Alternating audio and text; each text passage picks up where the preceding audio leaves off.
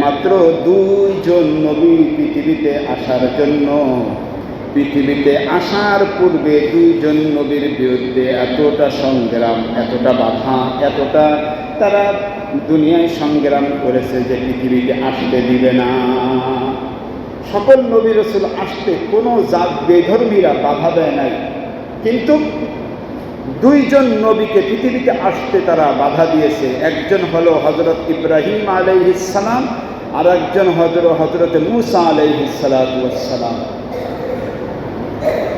মূসা আলাইহিস সালাতু ওয়াস সালাম পৃথিবীতে দুনিয়ার থেকে বিদায় দেওয়ার জন্য, দুনিয়ায় যাতে আসতে না পারে সকল গর্ভপাত নষ্ট করার জন্য ফিরআউন আইন পাশ করলো, কিন্তু রাখতে পারে নাই। আল্লাহ পাক যাকে আনবে দুনিয়ায় কোনো জাতি, কোনো ক্ষমতাবান ব্যক্তি তা বাধা দিতে পারে না। وأوحينا إلى أم موسى أن أرضعيه فإذا خفت عليه فألقيه في اليم ولا تخافي ولا تحزني إنا رادوه إليك وجاعلوه من المرسلين। আল্লাহ পাক মুসা আলাইহিস সালামের মার কাছে ওহী পাঠাইলেন। মুসা আলাইহিস সালামের মার কাছে আন আরদিই, ওকে মারবে ফিরাউন, এই টেনশন করো না, তুমি তাকে দুধ পান করাও। আন আরদিই, দুধ পান করাইতে থাকো। ফাইদা খিফতি আলাইহি, যখন দেখলো পরিবেশ আরো ঘোলাটে হয়ে গেছে, ভয়ভীতি বেড়েছে, আল্লাহ বলে লা তাখাফি ফালকি, তাহলে আন আরদিই ফাইদা খিফতি আলাইহি, যখন তার বিষয়ে তোমার খুব ভয় হয়, ফালকিহি ফিল ইয়াম্মি ওয়ালা তাখাফি ওয়ালা তাহজানি, তাকে তুমি দরিয়ায় ভাসায় দাও, আমি হেফাজত করব। কোথায় নিতে হয়, কার কাছে নিয়ে পালন করতে হয় এটা আমি জানি, তোমার কাছে আবার আমি ফিরিয়ে দেব। আন আলকি ফাইদা খিফতি আলাইহি ফালকিহি ফিল ইয়াম্মি ওয়ালা তাখাফি ওয়ালা তাহজানি, কোনো ভয় করো না, টেনশন করো না। ইন্না রাদুহু ইলাইক, আমি তোমার সন্তান কলিজার টুকরা মুসাকে তোমার কোলে আবার ফিরিয়ে আনবো, ফিরিয়ে দেব। কে বলে? ঠিক তাদের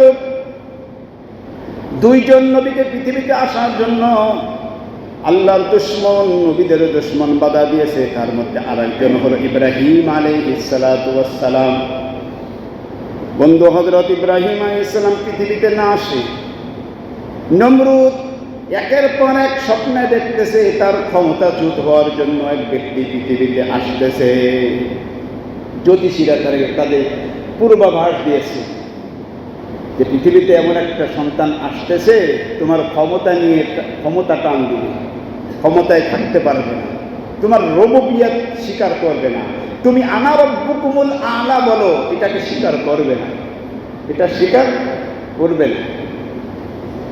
নমরুদ আইন পাশ করলো, কোনো মহিলা যদি গর্ভধারণ করে, ওই গর্ভ থাকতে পারবে না, গর্ভ নষ্ট করে দিতে হবে, শেষ করে দিয়ে কোনো সন্তান পৃথিবীতে আসতে দেওয়া যাবে না।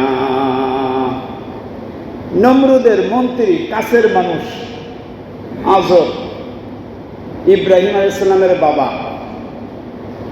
নমরুদ দায়িত্ব দিল, আজরকে দায়িত্ব দিল, আজর জন্ম নিয়ন্ত্রণ মন্ত্রী তোমাকে বানানো হলো, কোনো সন্তান পৃথিবীতে না আসে, গর্ভ ধারণ করলে গর্ভ নষ্ট করতে হবে, এই জন্য দায়িত্ব দেওয়া হলো আজরকে। ইব্রাহিম আলাইহিস সালামের বাবাকে মন্ত্রিত্ব দিল, কি জন্ম নিয়ন্ত্রণ মন্ত্রী।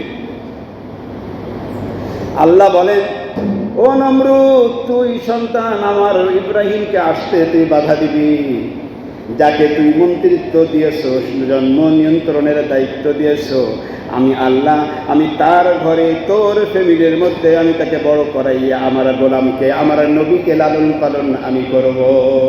করে নাই?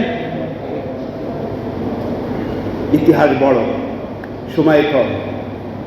আল্লাহ পাক রব্বুল আলামিন এমন একটা রজনীতে গর্ভধারণ হলো। ইব্রাহিম আলাইহিস সালামের বাবা মা একত্রিত হওয়ার কোনো সুযোগ থাকার কথা নয়, তারপরও আল্লাহ পাক পরিবেশ তৈরি করে দিলেন। সন্তান গর্ভে এলো। জ্যোতিষীরা বলতেছেন বাদশাহ নামদার সন্তান তো গর্ভে এসে গেছে, কিন্তু ইব্রাহিম আলাইহিস সালামের মায়ের গর্ভ 1-2 মাস 3 মাস 9 মাস হয়, কেউ ঠিক পায় না। সেইভাবে আল্লাহ রাখেন। স্বাভাবিক যেটা বোঝা যায় ওই রকম বোঝার কোনো অবস্থা নেই।